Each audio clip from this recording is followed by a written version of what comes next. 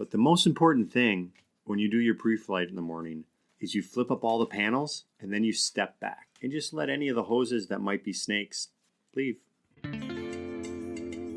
Welcome to 10 Minute Travels. With me as always is Phil Freeman. And with me, as always, is Shane Patrick. And we're going to talk a little bit about flying helicopters in Africa.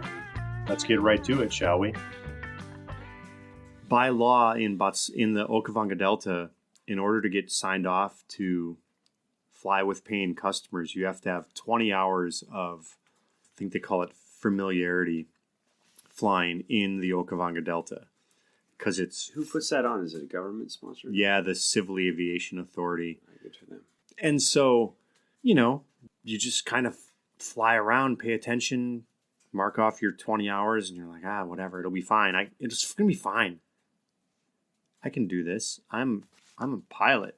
I got all these credentials, whatever.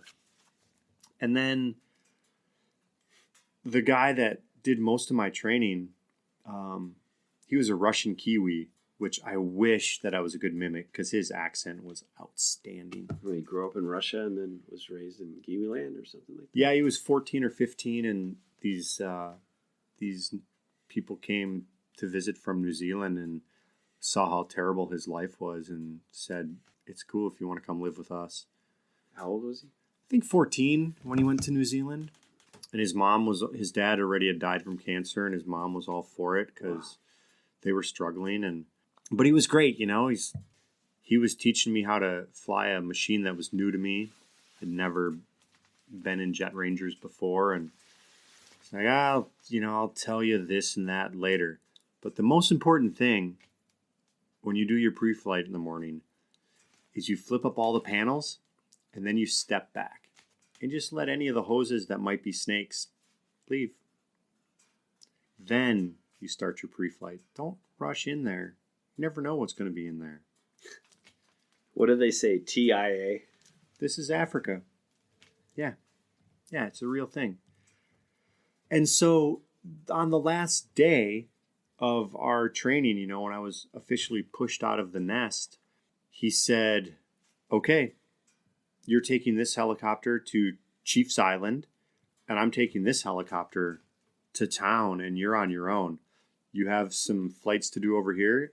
I think you should take this much fuel. And wow, what a feeling. In the beginning, you definitely want to take extra fuel because it's good to have.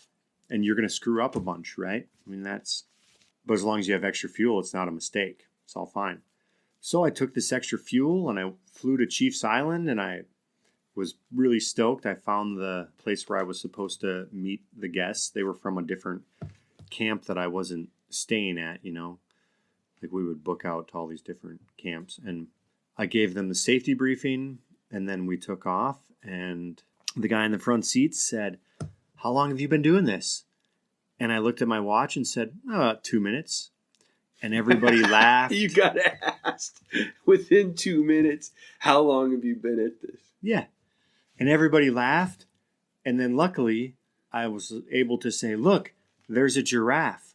And people forgot about that question because the flight was on. There were animals everywhere, and it was really cool. But I was telling the truth. I'd been doing that for 2 minutes. That was my first. And those people got a great flight, not only because Chief's Island is a fantastic place, but also because I had trouble finding where I picked them up to drop them off again. So instead of 40 minutes or whatever they paid for, we got about an hour and 15. They didn't know. Or maybe they did. I'm not sure. I doubt it, though. I had the advantage of most of the pilots around were pretty young, because they're... What, early 20s? Yeah, yep. And I was mid-30s, second half of the 30s. Yeah. So everyone always assumed I'd been around a while, And I think that was a thing that was different about going to a new place, living, you've done it, live in other cultures, whatever. Most people don't do it late in life. Or maybe they do it when they retire. But they don't do it in the middle. Isn't that your haymaking years or something? I don't know about that term. I think I'm done making hay. It's hot. No one even bales hay anymore. The machines do it. They're all round and automatic. No tossing. Are there any particular scenes you will never forget that were particularly out of Africa? I suppose there are a couple. One that really comes to mind is I had to ferry a helicopter for some maintenance to South Africa, and pretty much every helicopter in the world gets 3.5 hours, and they need fuel. The only way to get into South Africa takes more hours than that, and so there are all these rules with customs and whatnot. So you're supposed to take off from an airport where you get your customs stamps in Botswana and fly directly to an airport in South Africa, get your customs stamps. But it's not possible. The machines can't do that. So there needs to be a middleman. Yeah. So what you do, what we did anyway, is you got a bunch of jet fuel in the back seat. And really? Well, that's the only way to do it. There's no Exxon gasoline station. No. Most of these people don't have shoes. They don't have jet fuel. This is Kalahari. Open country, super dry. Yeah, and so, you're always thinking about fuel. That's just one of the things we think about.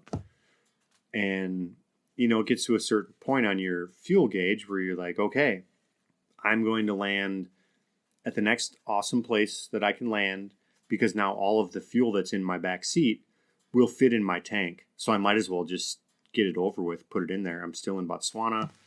There's no stress. You got to kind of get a barrel out of the back seat. Well, we had it all in jerry cans, 6 or 8 jugs. And of course, diesel never does leak. It never gets out. Doesn't smell bad either. And it washes right off with water. It does. Once it gets into your skin, you never smell it again. Right.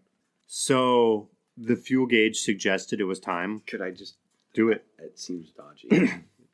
So I'm flying along. Like, there's a good spot. And I circled a couple times to make sure that there's no one around, Right, like a shepherd. Yeah. You just don't want to, I don't want to surprise someone and ruin their day. And there's nothing I can see for a long ways. And you haven't seen anything for a while. Yeah. So I land, lock the controls off, start, getting fuel out of the back seat. And I turn around and there are probably 15 kids from, 3 years old to 15. And they're all running at my helicopter. And so I'm all stop, whatever. Just trying to get them to understand that it's really dangerous, Were the rotors still going? Were you going to hot fuel? Yeah. For those of you who do not know what hot fueling is, and one of my trades once is I worked for Chugach Powder Guides as a helicopter refueler. And sometimes you hot fueled. And that meant that they kept the rotors going and you ran the lines out there and you fueled that helicopter when the rotors are still going. Yeah. And so it's loud. It's messy. It's stinky. Not so much here, but just before the South African border, it's also hot. And I thought I was isolated, but I've got all these people around. So it all worked out fine. No one ran into the tail rotor? No, they didn't. They all took some pictures of me on their flip phones. You were the talk of the day. You were the jet man that came in from space. Yeah. But it didn't get overwhelming. They weren't in your cockpit. No, that all worked. Flipping buttons. Dang. And then after the maintenance was done on that helicopter, I flew it back. And when the inspector in South Africa looked in the back seat at all my jerry cans, because it's the same thing. I need fuel to get home too, right? If you want to get home. Yeah, if you want to get all the way there, you got to have some jerry cans. So, but I know it's illegal because you can't land and get your passport stamped. There's a loophole in there, but it's like an anti-loophole. Right. And so it's an agreement. It's an agreement. And the customs guy, Ish.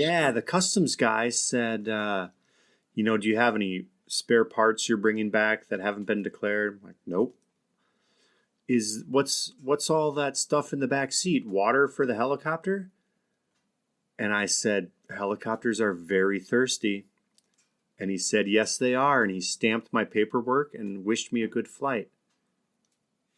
So everyone knows that it's what's happening. It's reality of how you can't get there from here without more dinosaur juice. This message was brought to you by Dinosaur Juice. Get yourself some. It's pretty good. And it's going fast. Yeah, I don't even know what chapter you would call that. It was just a refueling or, gas stop Africa. Yeah, and that was just like a Tuesday, That was Shane Patrick talking about flying helicopters in Africa. If you want to learn more about Shane or listen to more 10-minute travels, please check us out at 10minutretravels.com. And we want to remind you to make sure that your sense of humor matches your sense of adventure.